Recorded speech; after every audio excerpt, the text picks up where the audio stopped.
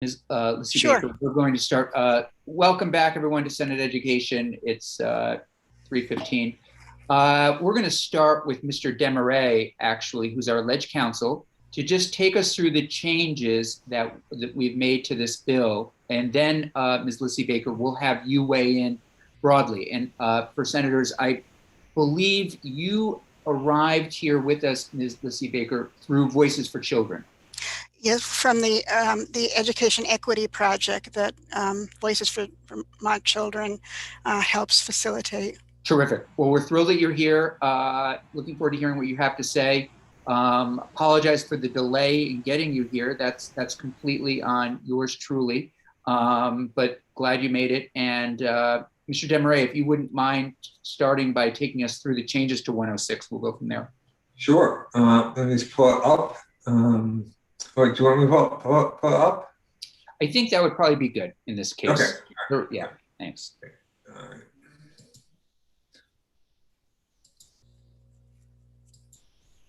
Okay, so for the record, Jim Demarais, Ledge Counsel. We're walking through draft 3.1 of your draft amendment to H106. Changes are in yellow. There weren't very many changes. Just a few.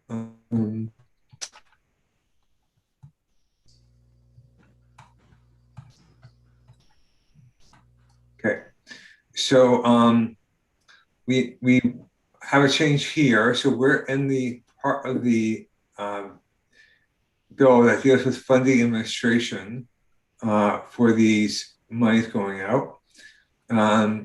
So it says, subject to subdivision 2, the Secretary of Education shall determine eligible recipients and the amount of funding, etc. 2 says, in determining which eligible recipients shall receive funding and the amount of funding, and to advance the principles for Vermont's trauma-informed system of care under 33 VSA section 3401, the Secretary of Education shall collaborate with the Director of Trauma Prevention and Resilient Development and the Vermont Child and Family Trauma Work Group. And then 3 has been revised. So it says the agency of education shall inform all recipients of the availability of funding under this act, and for those eligible recipients most in need of this funding, shall educate these eligible recipients on the community school program and its benefits. Then again, the addition of the word all here. And I think that was it. Let's make sure. Oh, no, sorry. So now we are in the requirements for use of funding. So we have a shall here. Shall use this funding too, and that hasn't changed, except we moved one of the shalls to a may. That's here. So it says the recipient of funding under this act may use the funding to, in collaboration with a site-based leadership team, develop and implement a plan to improve literacy outcomes and objectively assess those outcomes. And that will be it, because task force did not change. Yep, that's it. Any questions on that at this point, committee?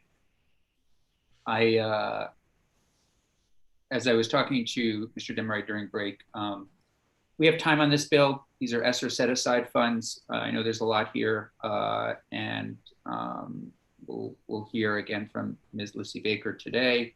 And then we'll continue our work on it, taking questions and working with Mr. Demarais and the agency tomorrow. I mean, I still have, and I'll come to the committee with these, some outstanding questions, a couple of concerns, but I think we're getting close to a good bill. And I think Ms. Lucy Baker is going to share with us some ideas around how we might improve it to address issues of equity. So with that, Ms. Lucy Baker, thanks again for joining us. The floor is yours. Thank you so much for having me. I really appreciate the opportunity to speak on the community school bill, and I'm here today to speak on behalf of the Education Equity Project. And as Senator Campion noted, Carlin Finn has already shared some of our recommendations with you last week, and that members of the Education Equity Project are listening to as I speak on their behalf to you, and I really appreciate this opportunity. Really today, I want to highlight our deeply held conviction that equity is both an essential foundation of community school strategies and should be the foundation for the community schools pillars in the bill. We believe that a fifth pillar in the form of just, inclusive, and equitable learning environments is necessary to move from a full service community school model to a strategy that addresses not merely symptoms but root causes of inequities. Earlier this year, Representative Tom Stevens reported on the eugenics legislation and said that we should look at every piece of legislation that comes before the legislature with the intent of honoring the need to leave the history of eugenics behind us. Many of the groups who suffered most directly from eugenics, Blacks, Indigenous people, and people of color, people with disabilities, the poor, and New Americans, for example, are the same people we hope to see benefit both from this community schools legislation and from the federal education recovery funds. A clear commitment to equity makes this possible, and the lack of an equity lens for both schools and partnering community organizations makes it uncertain. If equity becomes a clear and visible fifth pillar, this bill and local community school strategies become a fulcrum for the disparate and fragmented equity initiatives of schools, education associations, community providers, and local networks of youth and family who are developing important tools for promoting equity, but have not found a way to come together in a strong shared partnership to offer real equity in school climate, curriculum, mental health and social service practices, and in addressing trauma. Children and youth will not examine community schools from a state policy lens, as legislators and advocates often do.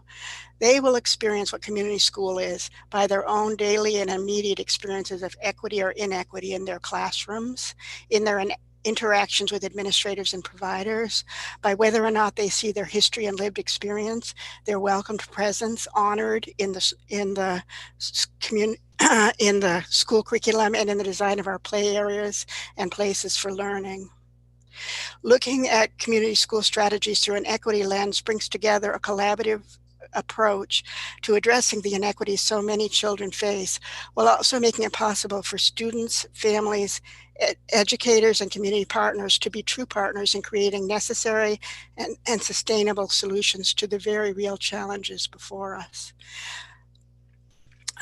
We appreciate that the most recent version of the bill that I've seen includes an assessment of assets as well as needs, and that it broadens the groups to be represented in the site-based leadership team. We hope that students will be added to the team, as student voices are essential to the process of designing strategies that engage students and lead to real and transformative work. This morning, I woke to a message from Morgan Brown, who is an advocate for homeless Vermonters and for people who have lived experience with trauma and mental health concerns. He reminds us that we cannot address needs unless we are able to see and celebrate the humanity of each person we try to help.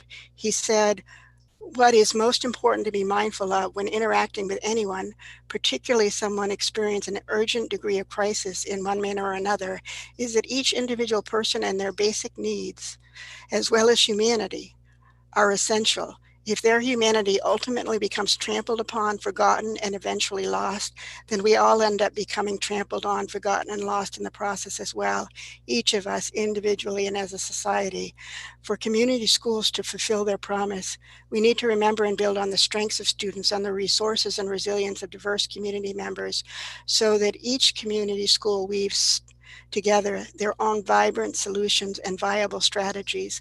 We need to acknowledge very real needs and challenges, but never lose sight of the fact that each child and every adult has gifts to contribute and knowledge to share, and that we cannot do this without making room for real equity and diversity in our schools and our service agencies. And when I submit this testimony, it includes a list of some of the equity tools that have been developed by different organizations in Vermont, which we see as very valuable tools, but community schools would allow an opportunity for a real integrated and cohesive approach to the work that we all know we need to do. I'm happy to answer any questions. Committee questions for Ms. Lizzie Baker. Senator Lyons. Yep, thank you.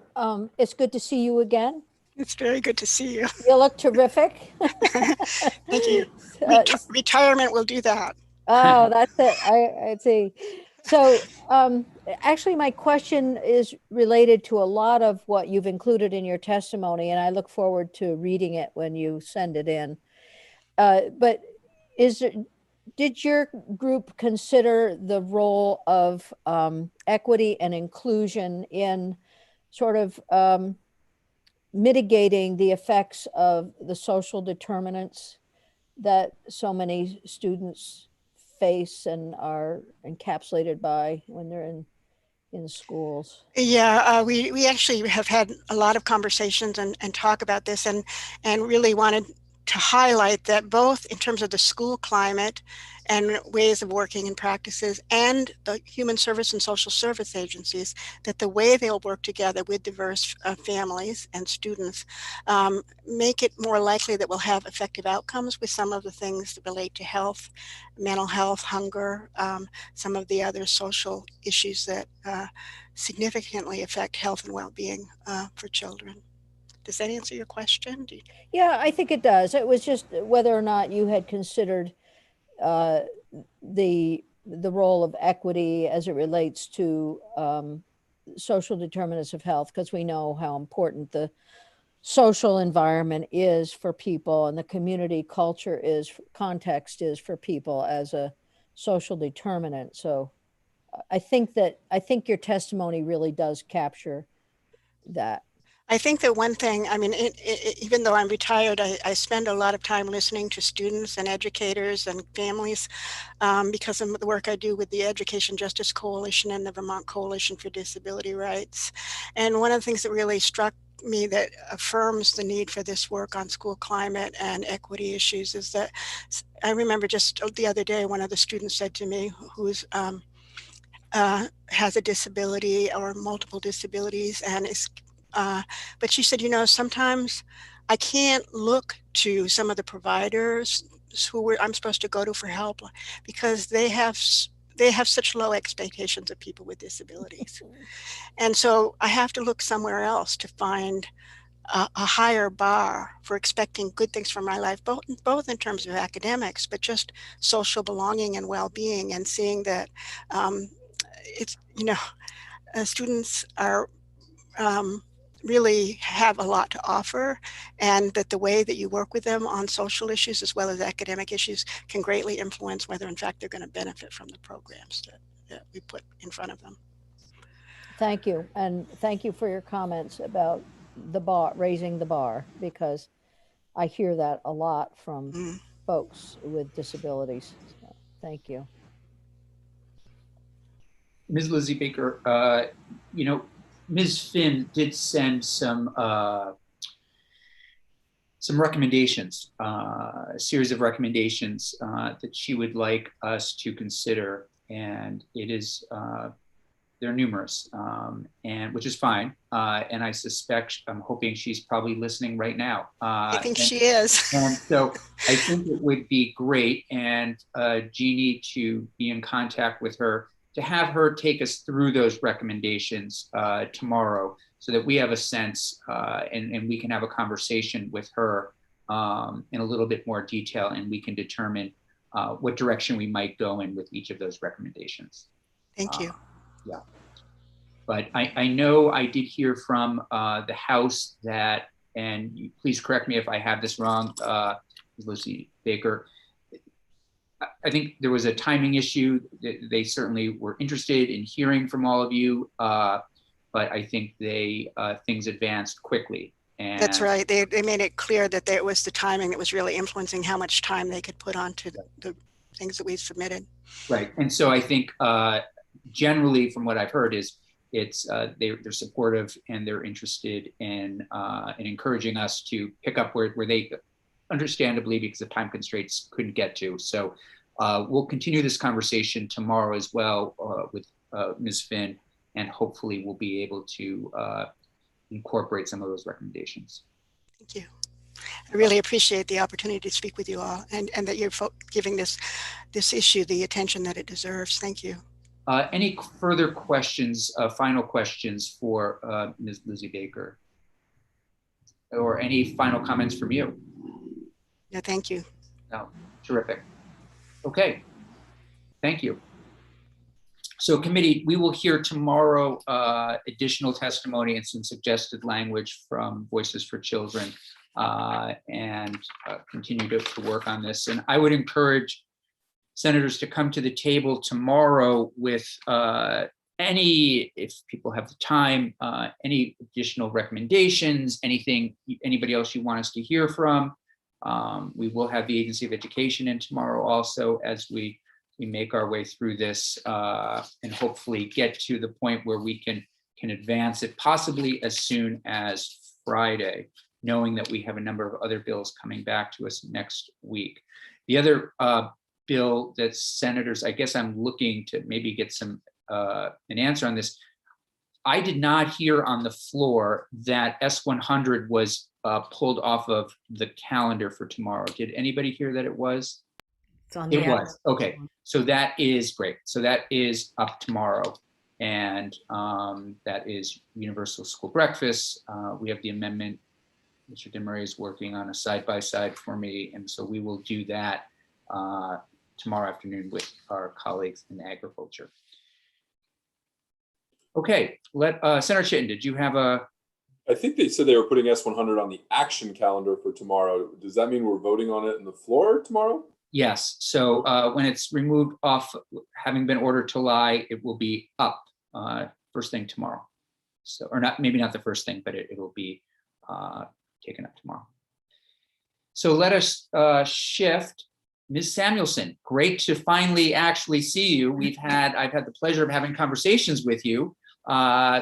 It's great to have you here with Senate Education.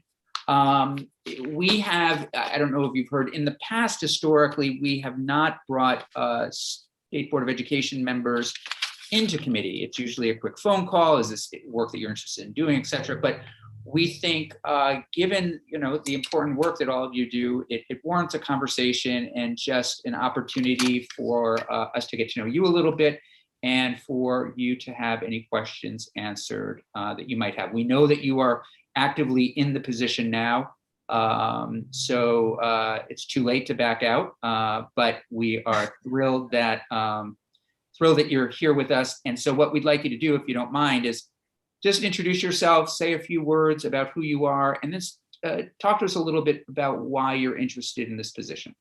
Sure. And I really thank you all for inviting me here today. I feel like I kind of slid in under the radar, which I think was really more a reflection on the pandemic than anything else. And even, my fellow board members didn't really have an opportunity to know that much about me, when I first came onto the board. So actually the work that I did in preparation for this meeting was really, really helpful for me to sort of, put my thoughts to words, and it's great to have an opportunity to meet with you guys. So, and I uploaded or sent my resume and my bio sketch. So hopefully everyone had a chance to read it. I don't necessarily want to rehash it, but I am from Louisville, Kentucky. I went to Vermont Law School and ended up in Manchester as the result of my first federal clerkship. And my husband and I really liked being in Southwestern Vermont, both for the location, but particularly he's from Williamstown, Massachusetts.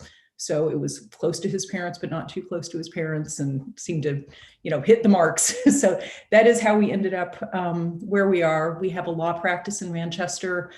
And, when I'm not working on Win Hall School Board stuff or state board stuff or our three girls, I'm practicing law. So it's a pretty full agenda, but, keeps me happy. And I guess, as far as, my interests and what really led me to the state board. I think, really what it comes down to for me is the idea that knowledge is power. I've felt that in my own life. I've seen that with my own kids, and it's something where, as strongly as I feel about it with my own kids, this is something that I feel, perhaps even more strongly about, when I think about all of Vermont's kids, and, anything that I can do to help in that endeavor seems to me like work that's worth pursuing, because it is something that I feel very passionate about. As far as what I bring to the state board, certainly, I don't have an education background, haven't run a school, but I think, what I do bring is just this honest desire to help in whatever way seems best, whether that's, wordsmithing with Emily Simmons and, the other subcommittee members as we're sort of revising the rules, or, we've done a few quasi-judicial matters that actually were really fascinating for me, because it's kind of fun to get back into, thinking about the legal issues and how to sort of tease everything out. I think there's a lot there to keep me interested, and hopefully a lot there for me to be able to contribute. Great. Senator, questions for Ms. Samuelson? I'm wondering if you would just say a little bit for a moment, just about the district that you live in, or Wynn Hall itself, because it is unique, and it would be great for us to know a little bit about it as a community. And I feel like Wynn Hall is often sort of the square peg in the round hole. It almost doesn't even matter what we're talking about. I think Wynn Hall always cuts a little bit differently. So it is a K-12 choice district, where we have students and even students within the same family who attend, different independent schools, public schools. Most of our kids attend schools in and around Manchester, I would say, or up on the mountain. And then the majority of our students end up at Burton for high school. And then there's, a pretty significant minority that either attend Stratton Mountain School or Long Trail for high school. But, it's interesting because even I was doing a superintendent and board chair seminar that was put on by the VSBA on Monday night. And, one of the things they were talking about is how it's really challenging for superintendents to be, caught by surprise in the middle of a meeting. And so then we had these breakout rooms, and I said, well, here's a question. We're so small. We only have 3 people on our board. We can't talk to each other without violating open meeting law unless we're in a meeting. How can we have a conversation without, either violating open meeting law, which we don't want to do, or, having surprises? And so, I talked to our superintendent about it, and she said that honestly, she thought everything was fine. But, that's an example where many districts, I think, have multiple members on their board. And so they are able to sort of, shepherd in new board members and teach them the ropes, one-on-one, without getting into this, now you're a quorum and you haven't officially warned a meeting.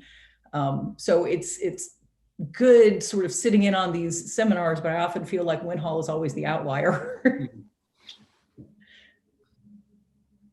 Yeah, no, without a doubt. And I know Wynn Hall has a number of different struggles that you and I have talked about. It is a unique district. I appreciate you just giving a little bit of background on it. Senators, other questions? Senator Hooker. Thank you, Senator. Thank you, Ms. Samuelson, for your service and your willingness. What do you see as the biggest challenge for the board at present? That's a good question. I think probably the most pressing issue that I'm aware of right now is just how to neatly separate the duties between the Agency of Education on the one hand and the state board on the other. I know that that's been sort of going around for the last year. And again, much like everything else, sort of got waylaid by the pandemic. But I think it ends up being a little bit confusing to sort of, no one really has clarity, I don't think, as to, when is this an agency issue? When is this a board issue? And, to keep, them from sort of running into ways that probably aren't helpful for anybody. So I think that to me is probably the most pressing issue right now. And I think once that's separated and clearly delineated, I think a lot of things will flow more easily. I think too, just, what I've seen of the rules, I think a lot of them really need to be updated. So we've been sort of tackling that as we can, but it's, as you know, it is a very long process to even open up a rule and get it to the final rulemaking process. And I think there are a lot of rules that fall into that category of needing to be updated. Thank you. Other questions? Senator Lyons. Thank you for being here. This is terrific. And I enjoyed reading about you in your bio and your resume. It's great. You've accomplished a great deal. And I know what it's like to do all of that when you have kids as well. I think a lot of us understand that. But, so I'm interested in you are on a local school board and you're also on a state board. And frequently there, all the tensions that we hear about local control versus state guidelines and policies. And so from your perspective, what role do you think, and I'll leave it just as state because it could be the board that's working, or it could be the AOE. So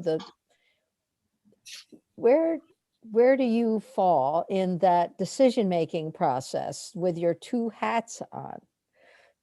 Well, and I think it depends on, in which role I'm operating, where my altitude lies, I guess is the best way to put it. So, it's funny, I've been saying to my kids, for years, the whole concept of the forest and the trees. And so, the analogy that I've always used with them is, you are a tree, no one knows you better than you know yourself. If we're going to the doctor has the 30,000 foot view, and the doctors can see the forest in a way that you can't appreciate. And then it's a conversation. And I think when I'm wearing my Winhall School Board hat, we're certainly, up a little bit because we're focusing on the things that make sense for our community. When I move up to the state board, that's at higher altitude. And I would say, in my mind, the state board really kind of hovers more maybe than the agency of education. I think that, from what I've seen so far with the state board, I think we really are kind of the medium between the families and the educators and the local districts on the one hand, and sort of the state goals and, their implementation on the other. And so I think, the state board sort of sits maybe in tension between those two. And depending on what the issue is, sort of takes a different view as to what would be appropriate. So are there other times where you absolutely feel certain that there should be no regulation on the local level? And are there times when you feel certain, and maybe you can talk about some examples of, if you have them, when there should be more global policies?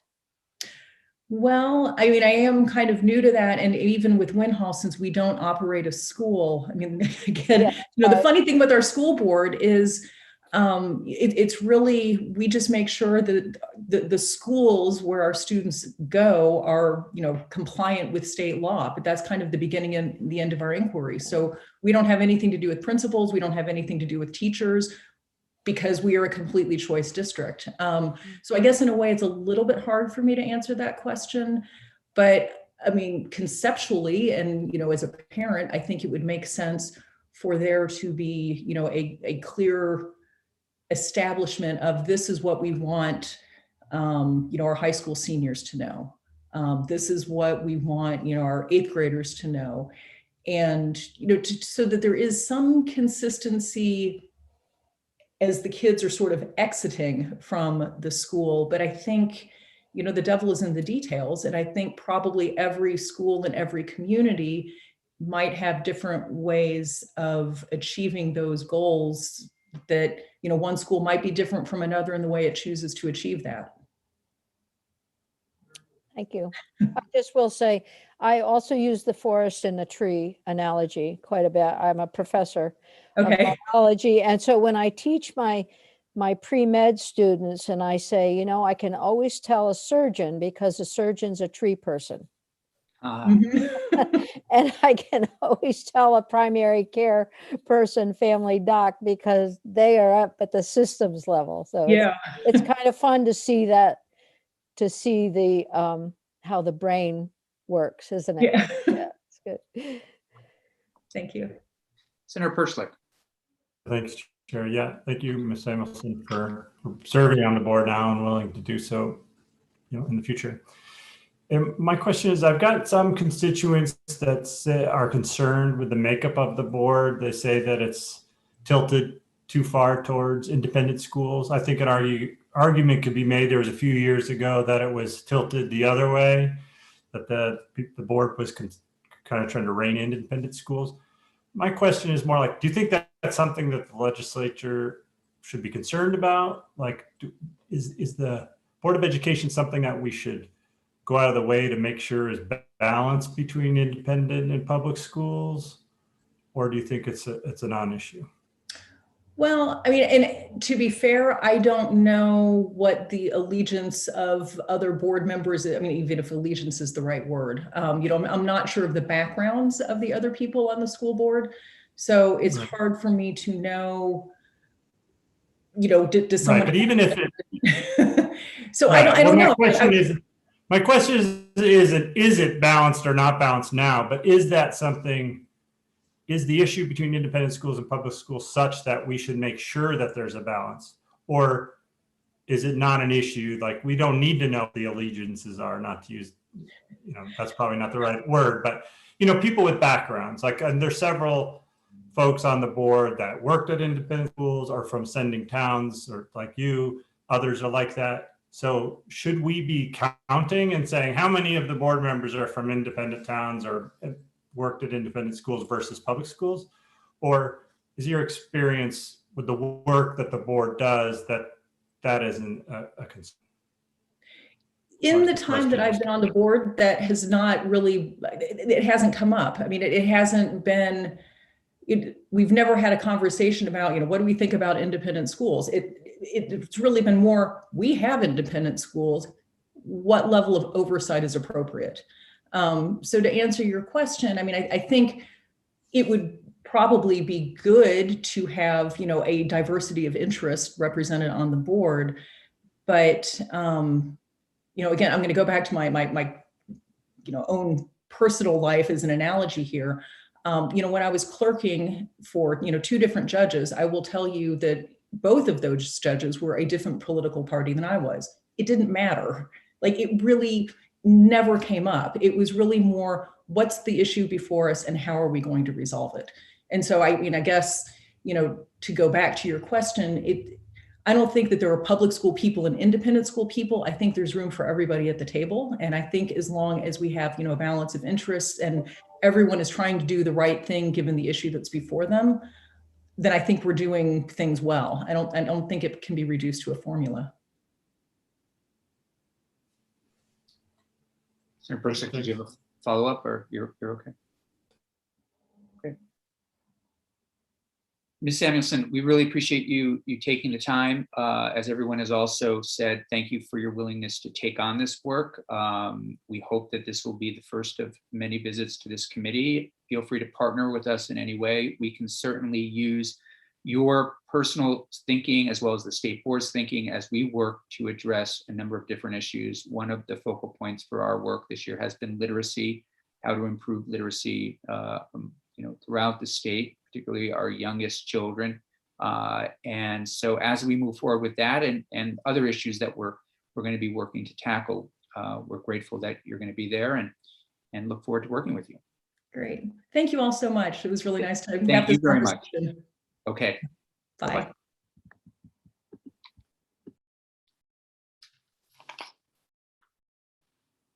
Committee, these are usually, nor are they going to be individually confirmed on the floor. As I recall, I'm looking to Senator Lyons, Perchlik, and Hooker on this.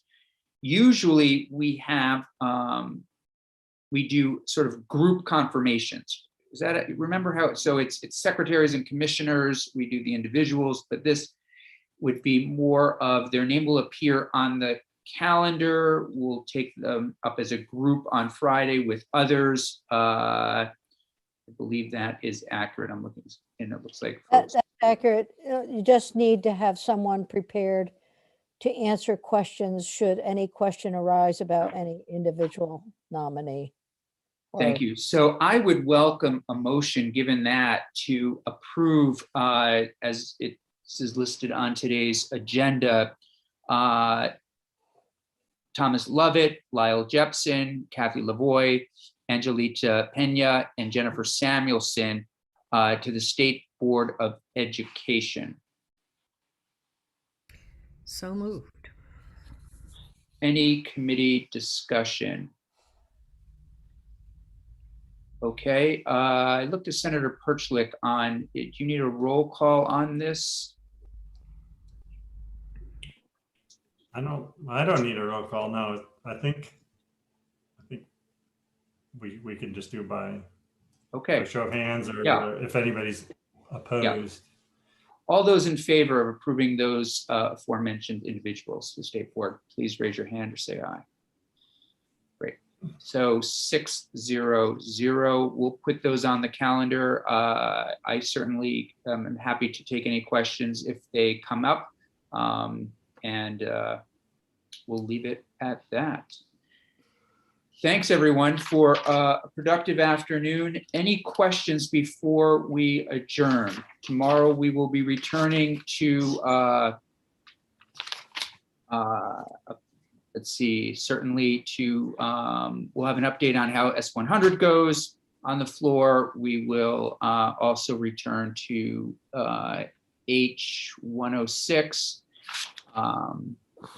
And I don't know how long, as you're probably starting to tell, the floors could get longer and longer in the afternoon. So I'm trying to keep our agendas in the afternoon manageable. Senator Perchlik, question? No. Okay. Okay, thanks everyone. What's that? I just forgot to unmute. Okay, thanks everybody. Have a good afternoon.